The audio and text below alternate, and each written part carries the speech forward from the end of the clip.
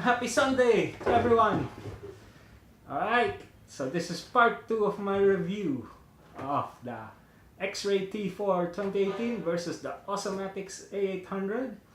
It's basically, a superficial look. It's not scientific, it's just like I'm going to look at the differences between the two cars. I want to know why, when I read the forums, people say they've gone from Xray and went to Awesomatix. But I need to know why. I want to know why. So I'm going to take a look at the main differences of these two cars in this video.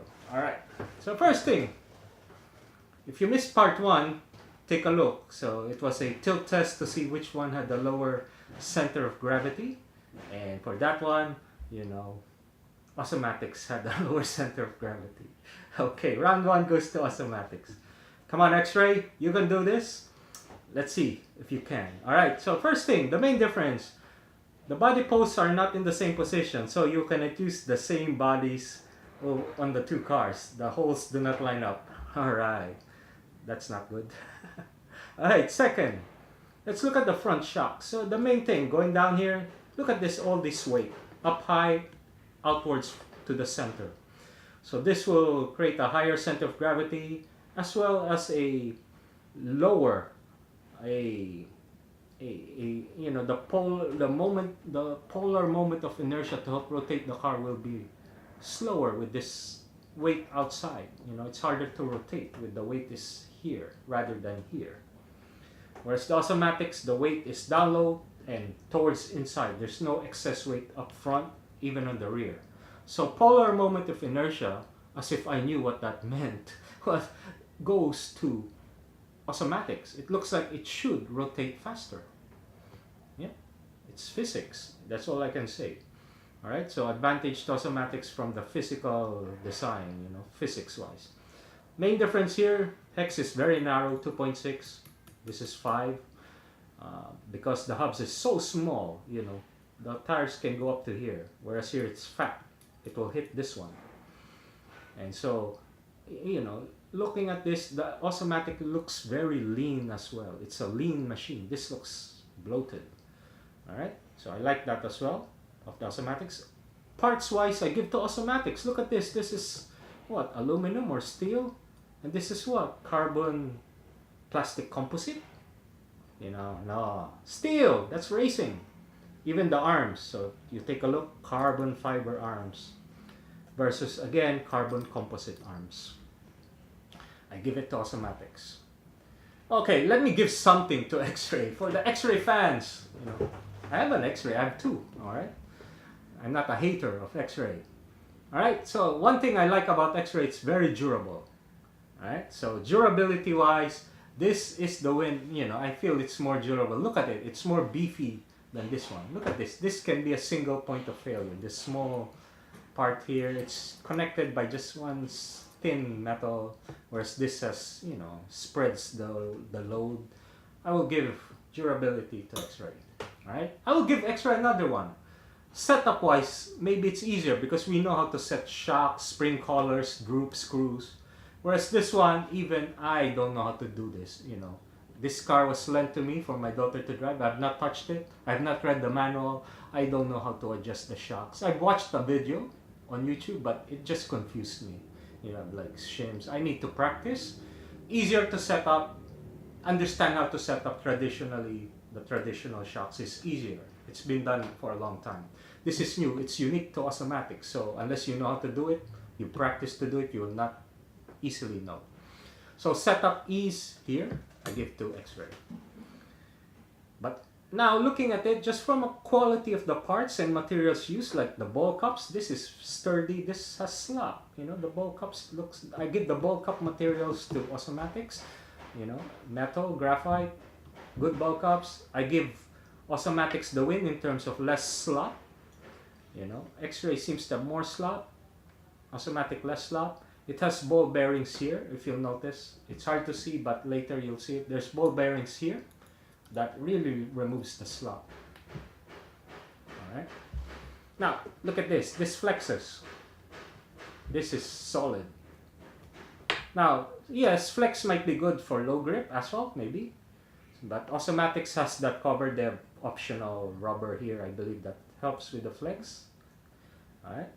So Awesomatix is looking good. It's strong. I like also the symmetrical design front to rear. If you look at it, it looks like it uses the same arms, same parts front to rear, so that when I set up the shocks here, I can make the same setup front equal. Whereas here, look at the geometry of the front and rear. It's so different. The arms are different. The position of the shocks is more inward. So if I use the same springs, this will be softer, right? It's hard. The geometry is so different. I cannot conceptualize how my setup here relates to the front. Versus here, I can relate it together. What I do here, if I do it equally here, should be equal. Of course, this is a little wider, but it's minor, right? Versus here, it's totally different, all right? And also, you know, this is not ideal to have the shocks in the arms. You know, look at the rear, it's outwards. Because the more outwards it is, the more you work the springs and shocks as you move this. So it's the springs and shocks are minutely controlling the movement of the tire. Versus front, it's more like a rough control. You know, it's not moving as much while the tire is moving. Because of the distance, it's called the, you know, the geometry of it. So I don't like it. But why is it done inwards, not outwards? The tire, you know, the tire will hit the shocks. You cannot put it way out. Whereas Awesomatix, I think they've solved that problem by putting it where it is. Front and rear is the same position. I like it. Engineering, Awesomatix. Mr. Oleg, you're the champ. All right. It's not only not a copy, but it's probably a better design than just copying, you know.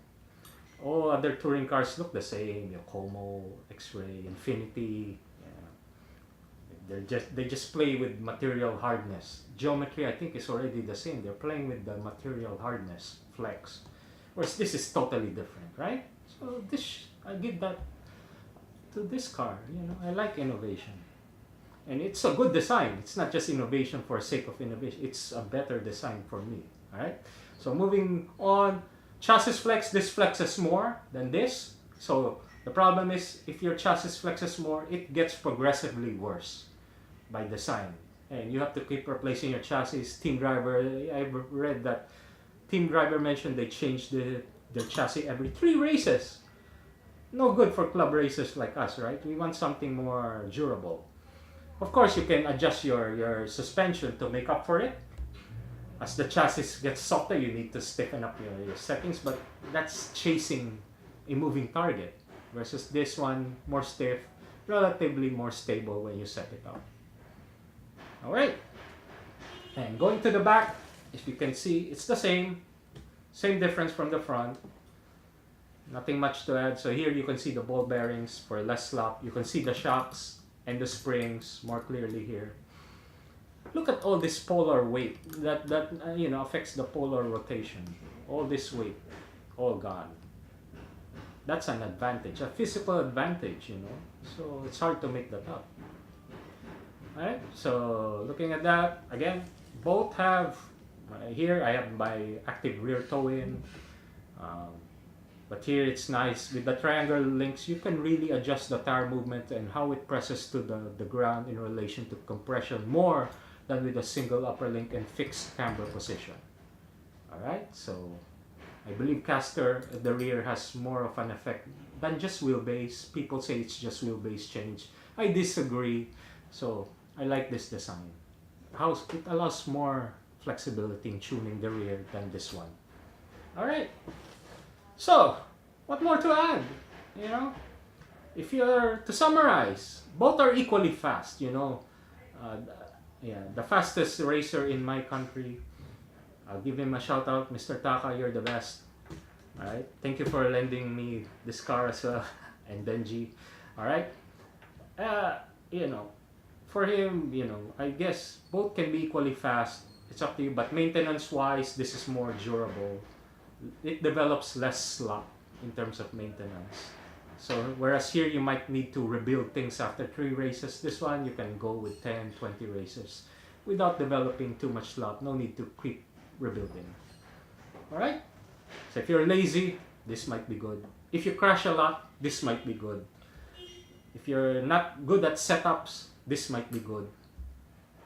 And that's all I can say about round 2. So take your pick. But for me personally, I will go with this. If I have to buy, spend my hard-earned money, I would go this. I would like to win, but I might as well look good winning. Look at how good this design is, how nice the parts are, metal, plastic. Yeah, ugly shocks, no shocks. Alright. So those are the advantages I see of Awesomatix. And of course, there's an advantage to the Xray as well. It is the defending world champ. But that's a different matter altogether. It depends on the driver, the team, how good the drivers are. I'm not saying the drivers of Awesomatix are bad, but maybe they don't have the budget to get the best drivers to drive the car. Alright, or maybe not. But it's doing well. Both are doing well. Both are winning.